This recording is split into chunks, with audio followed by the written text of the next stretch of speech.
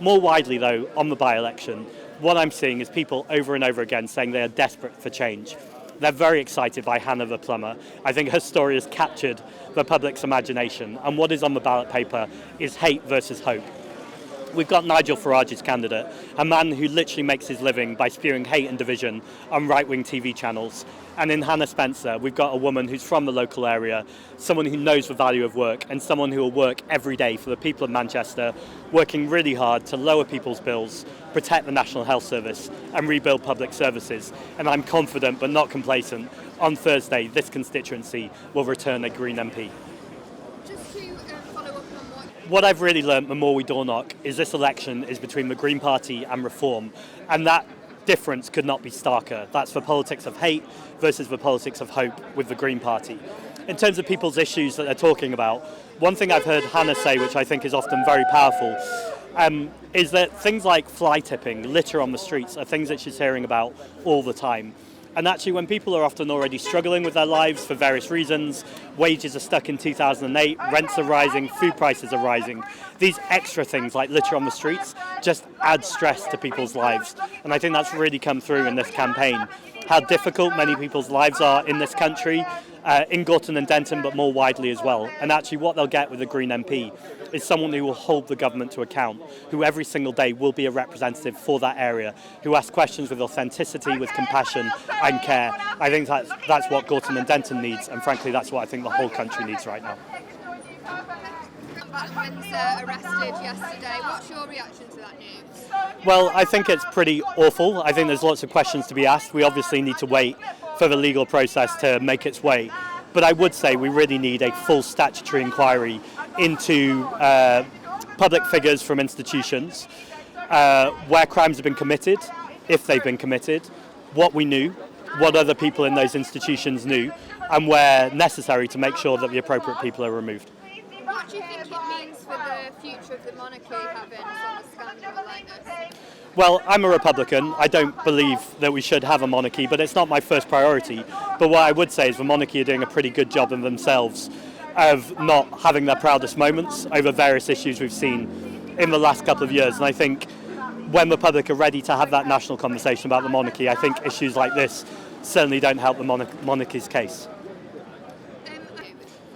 Well, it won't escape your attention that I'm a Jewish gay man. In fact, I'm one of 5 Jewish people who have ever been in leadership positions in British political history. So I take anti-Semitism really seriously. I obviously take homophobia seriously, as I take Islamophobia or any form of hate crime or racism seriously. And it's really important. That's the first place we start. At the same time, I talk to lots of people and lots of media institutions all the time. And so I just think it's important that I'm clear about what my values are and make sure that whoever I'm talking about knows that those are my values. Okay, so do you regret doing the interview with them? Well, as I said, I take anti-Semitism and homophobia really seriously. Where people don't reflect those values, those are people that I won't consider speaking to again. At the same time, I have microphones put in my face all the time. I don't always know who I'm talking to. Okay, fine.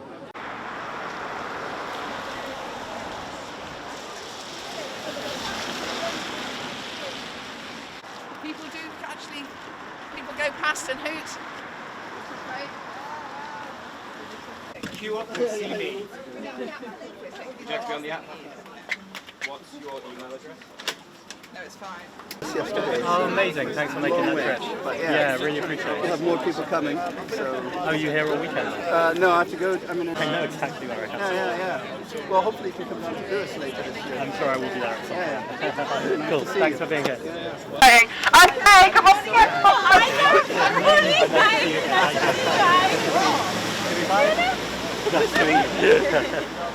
That working better? That does not represent Manchester. But we could have a different result on Friday. The result I know is in our hands. When we hear on the news that we have Hannah Spencer, MP elected. The local plumber, Hannah the plumber, who is from the area, who knows the area, who will stand on those green benches with compassion, with empathy, with hope. Yes! Thank you! If you wanted to play a game of cards where you knew you could win, we have every card we have to win It is ours to win. It is in our grasp. We're about to launch another round of attacks.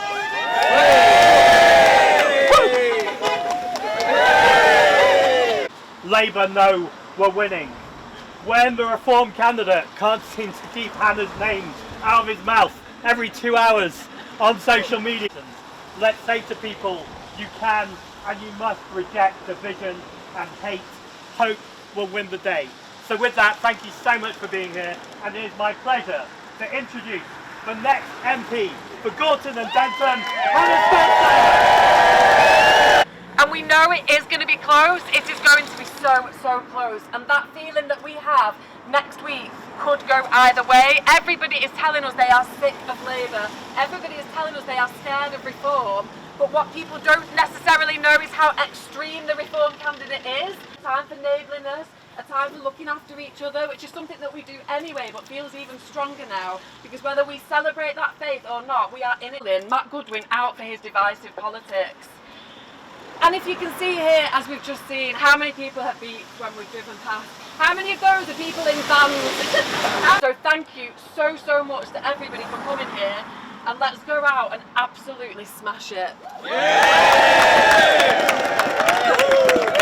Such an amazing community, and particularly Leamington, we're so diverse, but we come together, we're a community that comes together hopefully to do the right thing. I used to work with they've put things and they want to advertise it. So we're trying to sort of think of this as a free farmers market. So we're really into dignified giving, and Johnny will be able to tell you more about the food from. Darren from the community integration, who's also a partner with us. Hey there, how you doing? For today, and just amazing work. So I'll leave you to Catherine, and I'll go get you a cup of tea. Amazing, thank you. Yeah, of course you can.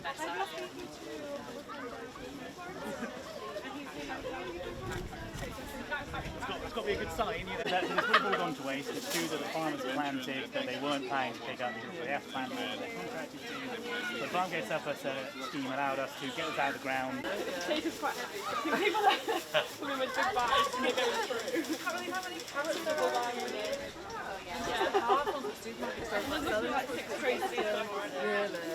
And you get till 2 today, aren't you? Mashed potatoes and the soup. Yeah.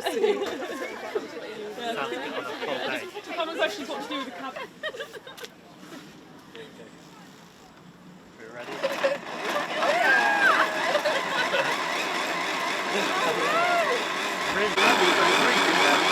I think it's the logo, right?